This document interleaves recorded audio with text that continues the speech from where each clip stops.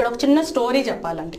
అదేం స్టోరీ అంటే స్వామి వివేకానంద చెప్పాడంట రీసెంట్ గా, నేను చాగంటి కోటేశ్వరరావు గారి ప్రవచనంలో విన్నా. నేను వెళ్తూ ఉన్నప్పుడు రేడియోలో వస్తూ ఉంది, FM రేడియో అనుకుంటా, అందులో విన్నా. నాకు చాలా క్యాచీగా అనిపించింది. I have to like tell this. అందులో ఒక సంకల్ప బలం వచ్చేటప్పటికి ఈ స్టోరీ అన్నమాట. చిన్న పక్షి కథ గురించి చెప్తారు. ఆ పక్షి ఏమంటే సముద్రం ఒడ్డులో పక్షి గుడ్లు పెట్టుకుంటూ ఉంటది. అక్కడే గూడు పెట్టుకుంది, అక్కడే గుడ్లు పెడుతుంది. అది గుడ్లు పెట్టిన తర్వాత వెంటనే సముద్రం వస్తుంది, ఆ గుడ్లన్నిటినీ తీసుకెళ్ళిపోతుంది అనమాట. అట్లా 3-4 టైమ్స్ జరిగింది. పక్షికి కసి వచ్చేస్తుంది అనమాట. తిత్తివ పక్షి అని చెప్తారు దాన్ని. I don't know, it is a small bird it seems. So ఎన్నిసార్లు గుడ్లు పెడితే అన్నిసార్లు సముద్రం వెళ్ళిపోతుంది. పక్షి కూడా గూడు పక్కకు మార్చుకోవట్లేదు, అది కూడా అక్కడే పెడుతుంది. సో ఫైనల్ గా మళ్ళీ సముద్రం తీసుకెళ్ళిపోయేటప్పటికి ఈ పక్షి చాలా కసి పెరిగింది అనమాట.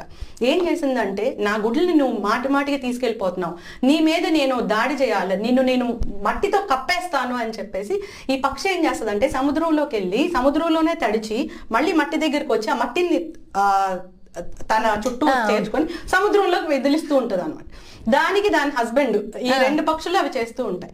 అవి చేస్తుంటే మిగతా పక్షులన్నీ అడుగుతాయి, ఏంటి అంటే ఈ సముద్రాన్ని కప్పెట్టేయాలి మనం అంటారంట.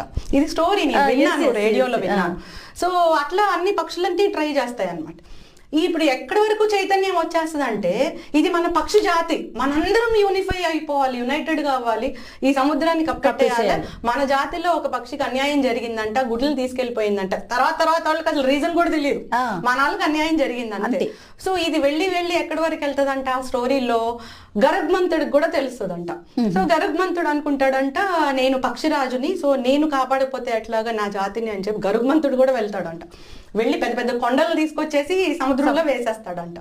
అప్పుడు విష్ణుమూర్తికి స్టోరీ అన్నమాట ఇది, బట్ మంచి మెసేజ్ కదండి. విష్ణుమూర్తికి అరే నా వాహనం ఏది, గరుగ్మంతుడేది అని అడుగుతాడంట. అప్పుడు అందరూ చెప్తారంట, ఏమోనండి పెద్ద కొండలు తీసుకొచ్చి సముద్రంలో కలిపేస్తున్నాడు గరుగ్మంతుడు అంటే. విష్ణుమూర్తి కూడా అరే ఏం జరిగిందని ఆయన కూడా వెళ్తాడు అక్కడికి.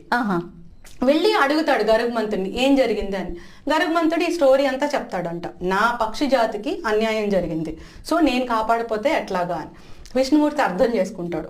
ఒక చిరునవ్వు నవ్వి విష్ణుమూర్తి ఆ పక్షిని అడుగుతాడంట, నువ్వు ఇక్కడే ఎందుకు పెట్టాలి అని చెప్పి. ఫస్ట్ దానికన్నా ముందు ఇంకొకటి చేస్తాడు, ఏంటంటే సముద్రుడిని పిలుస్తాడు. దీనికన్నా ముందు సముద్రుడిని పిలుస్తాడు. సముద్రుడు వస్తాడు, రాగానే ఈ పక్షి గుడ్లన్నిటిని నువ్వు తిరిగి ఇచ్చేసే అంటాడు. సో సముద్రుడు లోపల నుంచి అన్ని గుడ్లని ఈ పక్షి ఎగ్స్ అన్ని తీసుకొచ్చి ఇచ్చేస్తాడు. సో అక్కడ బ్యాలెన్స్ అయింది. పక్షికి చెప్తాడు, నువ్వు ఇక్కడే ఎందుకు పెట్టాలి, దాని లక్షణం అది కాబట్టి నువ్వు దూరంగా పెట్టుకో, నీ గుడ్లు నువ్వు చక్కగా పొదుగు పిల్లలు చేసుకో